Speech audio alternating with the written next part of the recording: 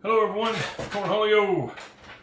I'm doing a little video here today about Remington 1100 trigger group. Disassembly, cleaning, all that good stuff. Try and keep this in focus here. Let's turn that down a little bit. Alright, let me get a little closer in here. I have two of them. They're both off the same. These are 12 gauge, 16 gauge, or 20 gauge, the old standard 20 gauge. And notice a few things on the bottom that's different. This one has the competition carrier. Very hard to come by. The original 1100s, let me put this out here.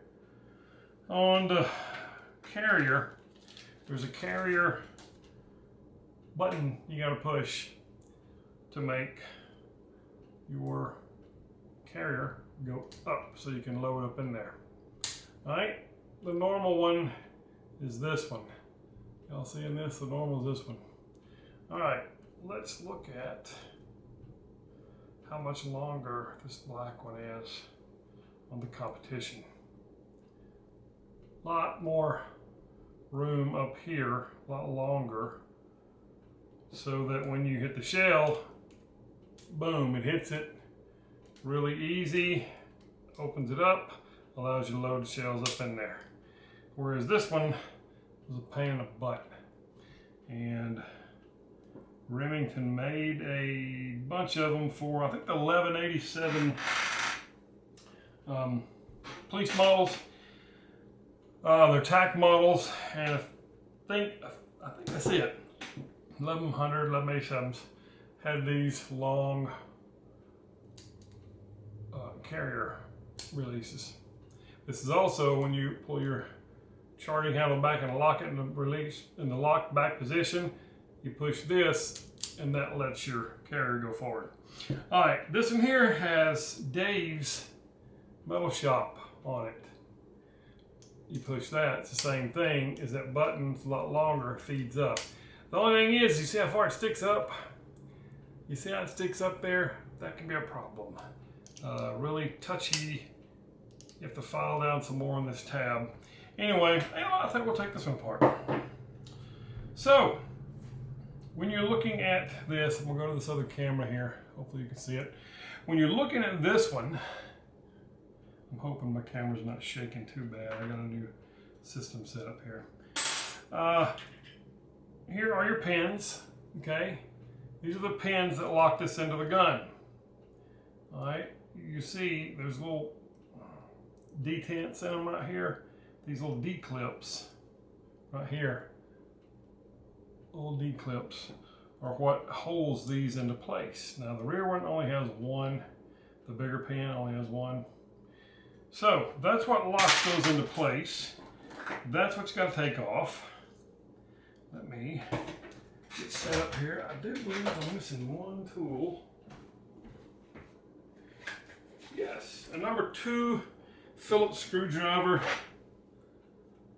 or this is a Torx. What is that? Why would it say it on the handle? Torx 20, okay. Torx fits up in here real good. There's a special tool that Remington makes, or the gun shops make, to take this thing out. It's a pain, and it's expensive. You don't need it. So first of all, how about we take it off safety, pull the trigger, guarding your hammer, release that hammer and get the spring tension off. Now we're going to take apart this right here. This spring right here is your trigger spring. Let's get that off. Just any old tool, pull it down, pull it out. It comes out. Ding, ding. All right, we got that released. How about we take out this trigger stop? It allows the trigger, when you pull the trigger, and then it comes back, it hits against this bar, which has the D-ring in it as well. Let's just take that out of the way. We don't need to remove that D-ring. All right, so now our trigger goes way back. It's easier to get out. But we first have to drive out the trigger pin. And do that. We need, will that punch work? Oh, that'll work, okay. Let's take a punch. Now, if you're shooting the gun, holding the gun like this, on your right side, the trigger pin, hinge pin, pushes from the left out to the right. And there's little divots ground in there that will help hold it up into the gun. All right, let's take a punch. Let's give it a good whack. Pin comes out. Now, if you can see these divots on it, those are cut into there so that it grabs. All right, we'll take that out. Now, your trigger is free to come up. It is captured over here on this side. Let's pull it out of the way a little bit. Your trigger comes up and out. Now, let's go over a few things here. Oh, the camera is going to wiggle a little bit. On the back of the trigger, here's your trigger bar. It's kind of pinned in. You can't really take this apart. There's two pieces, two sides of it, and they're made up together with little divots so that they don't rock back and forth. Your trigger hinge pin hole also has a hole in the top that you can access and just drop oil down in there to give your trigger some lubrication on the hinge pin. Alright, on the back of it, these two little notches right here, these are your safety. Let's take the safety out. You're going to put your finger over this hole right here. I'm showing this on the camera. Over this hole so the spring don't go flying out when you push this little pin out. It goes either way, it doesn't matter. Just take a punch that out. Might need a smaller one. Yes, I do. How about, let's go ahead and get this out. I know I'm going to need it later. Let's take that, push that pin out. There comes the pin. It's a little pin, it's beveled on one end. All right, tap it out. There's a spring. There's also a ball detent. We'll knock that out of the way. You push down, the ball will fall out. Here's your ball bearing, okay? Little bitty ball bearing. That, little bitty spring. All right, so your trigger's in here like this. Your safety, when the safety is on, this meaty part right here is sitting in front of these little notches that have to be cut out and fitted so that the trigger can't be pushed backwards. When it's on safe, excuse me, this side. Yeah, so when you knock it on safety, click, it comes over, and now you've got room in these divots here for the trigger to push backwards and fire. All right, pretty simple design. Just keep all that together. All the trigger stuff, and the trigger spring, and all that in there. Okay, now for the most ridiculous part of taking these things apart is getting this carrier off. You go to your front hinge pin hole. This is your carrier dog. These little D, everybody says, oh, they're so hard to get off. They're not hard to get off. Do you see how this D comes around? Looks like a D, all right? Just take your fingernail on the top of it, pull it up, and it comes off. There's one on the other side as well. We don't need to take that one off. Now, you got some spring tension in here. You got a spring under this release. We've released the spring tension off of the hammer, but you also have the carrier dog here. It's got spring tension under it, okay? All this comes apart together. So you're gonna wanna hold this down. Just hold that and put your hammer spring is captured. Take your number 2 screwdriver or affiliate, push that out, take that out. Now when you can pull this out, this just lifts up. We're gonna watch it come up, push that up right there, and it'll lift up and off, just like that. Comes all out. Now your carrier dog spring, and I'm gonna keep them together, and notice this has got a hole in it, but it's flat on the tip. Your carrier dog, all right, that's flat with its black spring, or is that a silver spring? Silver spring. The silver spring, they say you should change them out with a black spring, stronger. Now then, if you'll look, this piece right here, there is a plunger under here. You cannot get that out unless you take this off. So you can bend it down, it won't. It catches right there. So you need to take a 30-second, 1/16 pin. He's being held in. Take this, pound this little thing out, hinge pin. We'll do all this to show you what you have to do if you're going, well, do you have to take that off? If you want to get in here and clean that out, you do. You have to take this piece off right here if you want to clean this spring out, and they do get gunky in there. You can't, unless you do some work, you cannot take the hammer off or this release over here, carry release, that's for your shells and everything. You can't take that off because it captures this housing for your hammer spring, okay? Now you have to take this pin right here and just knock it out. It's beveled over. You see how it's peened over here? I get that up. It's peened over.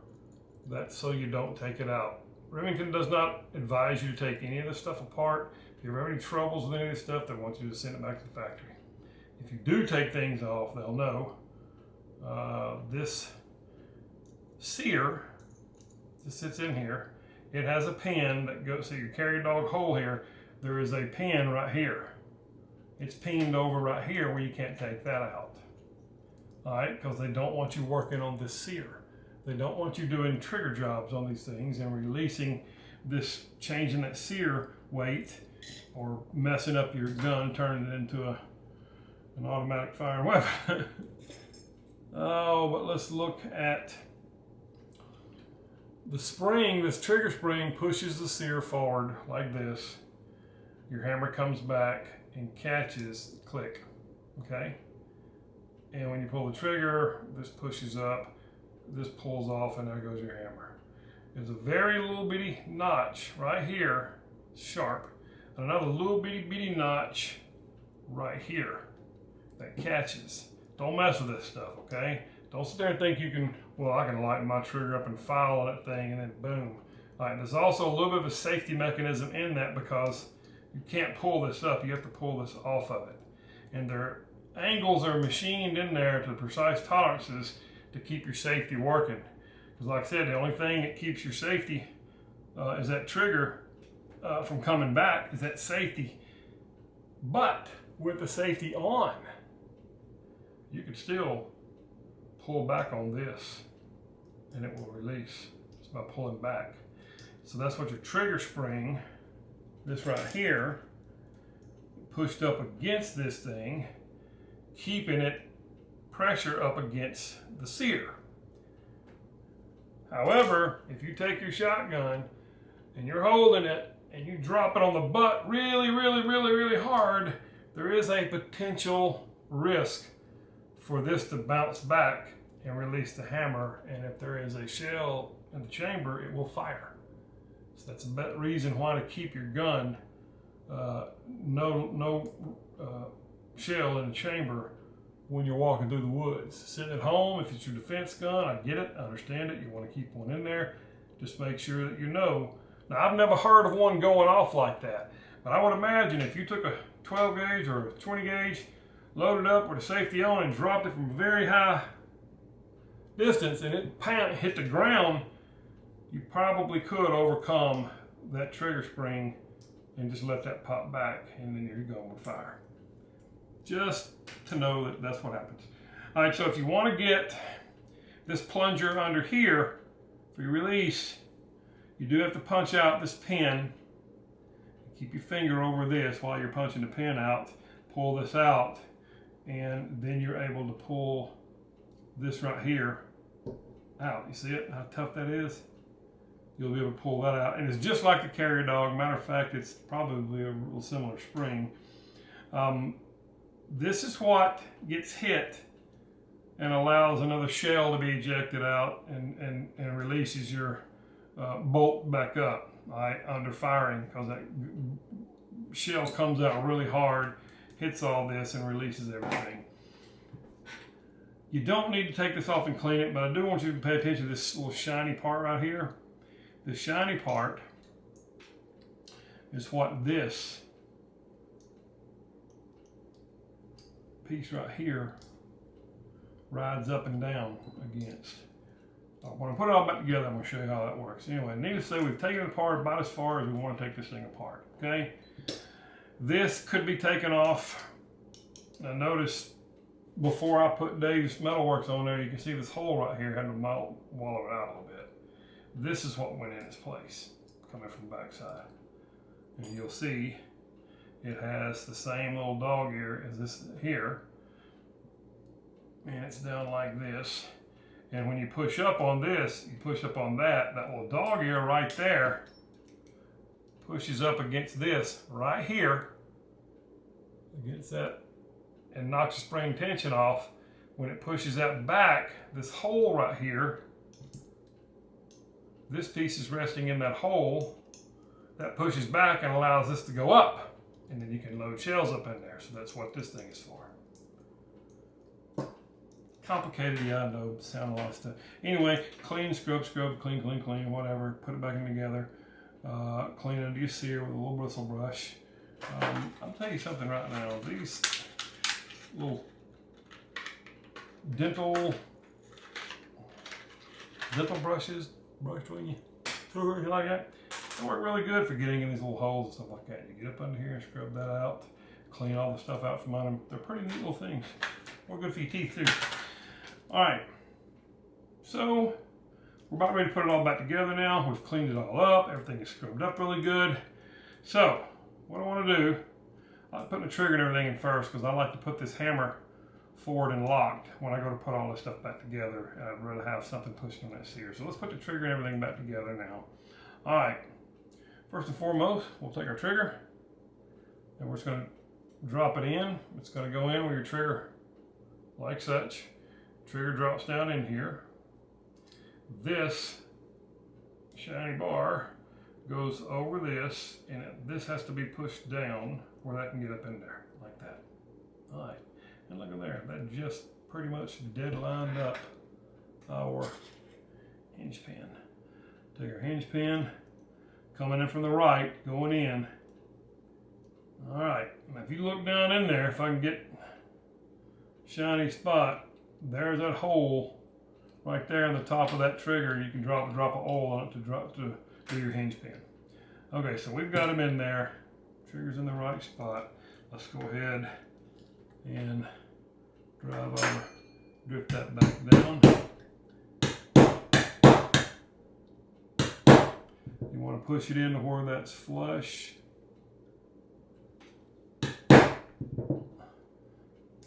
Both sides is flush. Okay, our trigger is in.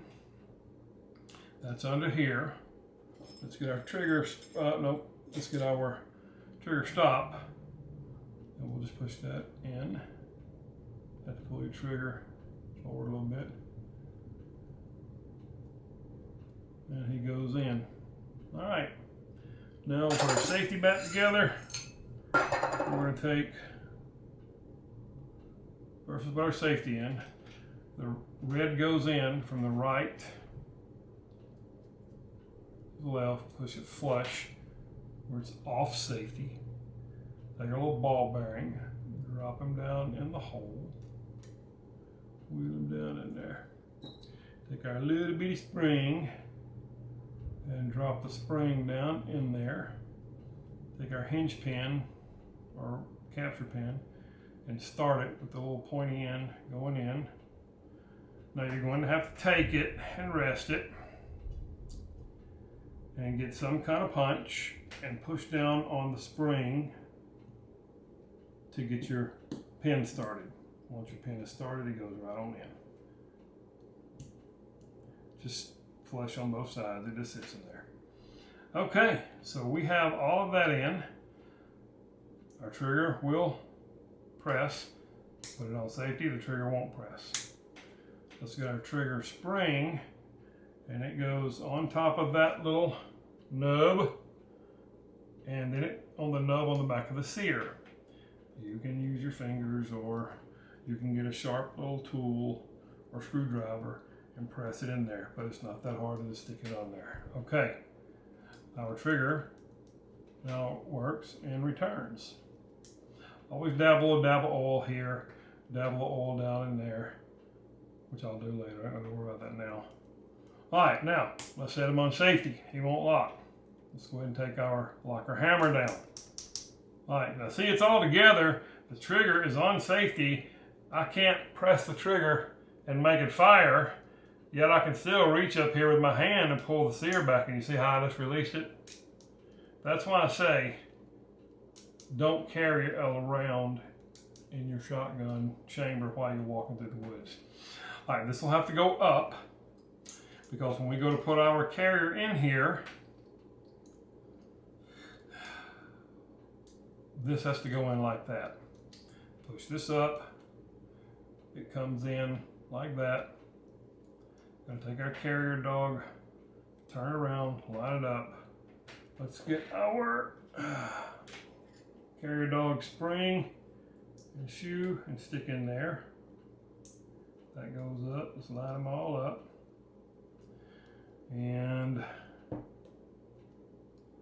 get my screwdriver ready. Now that I have it up, I just push up with this a little bit. You'll see how that all kind of runs down.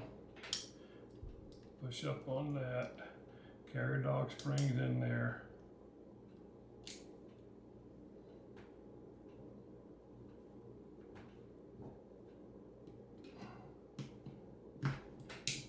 He's in. All right. Now, remember I showed you that little shiny part? Right here it is. There's your shiny piece.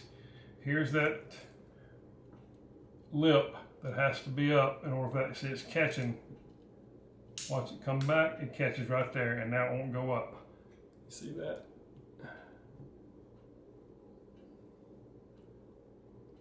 It won't go up until you press this back.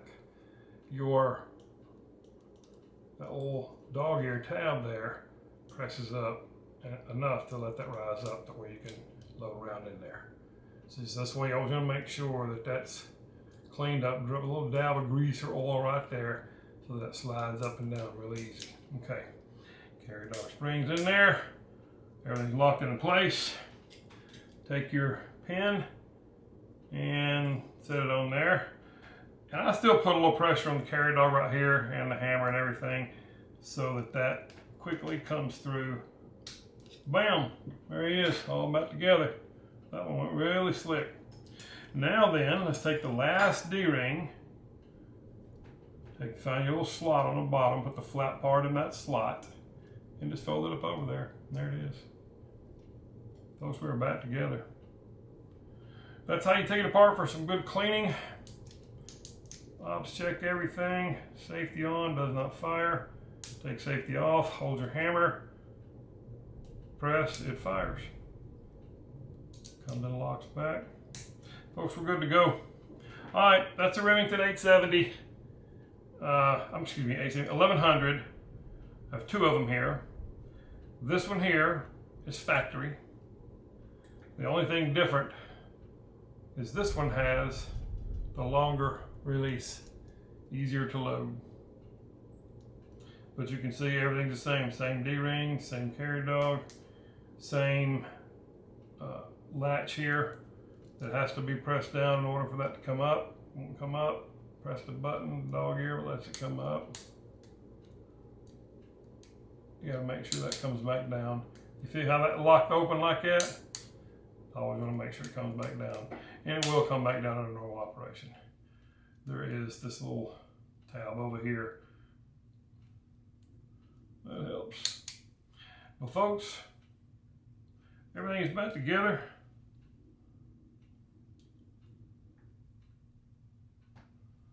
Wobby dog, that one doesn't have one like that. So there is some differences. There's an extra tab on this right here that actually held that open. That this old one doesn't have. Wobby dog, I'd never noticed that. See if you can see this. You see that little tab right there that's holding that back?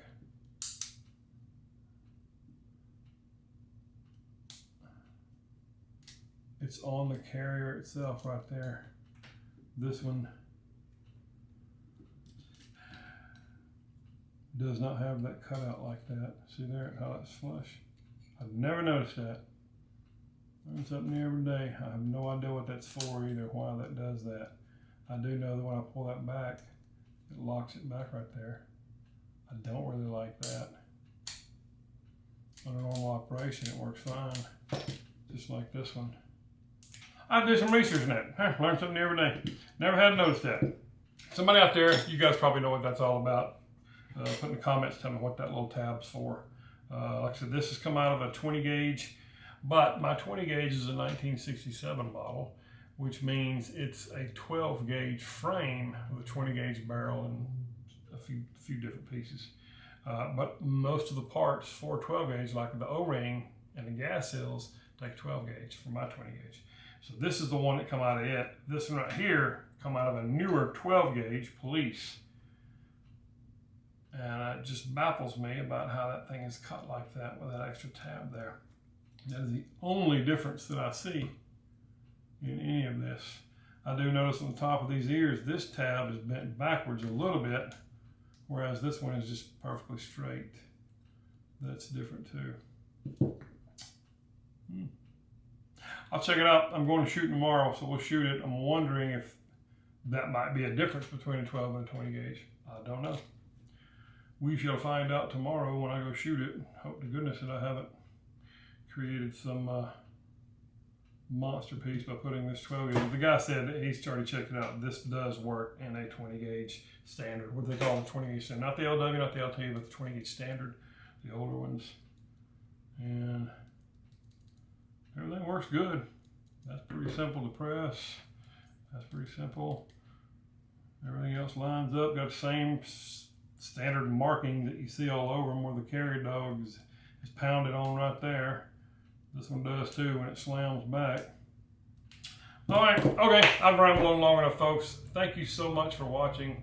I sure do enjoy making these videos for you guys. This corner, oh, bang, shaking. I have to show you my stand, how I got my stuff set up one day. It's kind of jank, but I have a camera up here pointing straight down onto my area. And I've had people tell me that you can buy these things to hook them onto and spend upwards of $500. $200 is the cheapest one I found.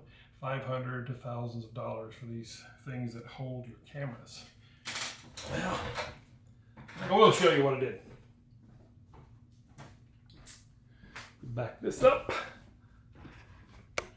And you can see what I've done is I've taken some PVC and I've made me this little rack that goes around. I put a piece of angle on there and just bolted it on, and I've got all my stuff bolted onto that. It's pretty nifty. Works great. A little big for this table, but works on other tables. Okay. As always, folks, I want to thank you for watching. Y'all have a blessed day. God bless America. Cornholio out.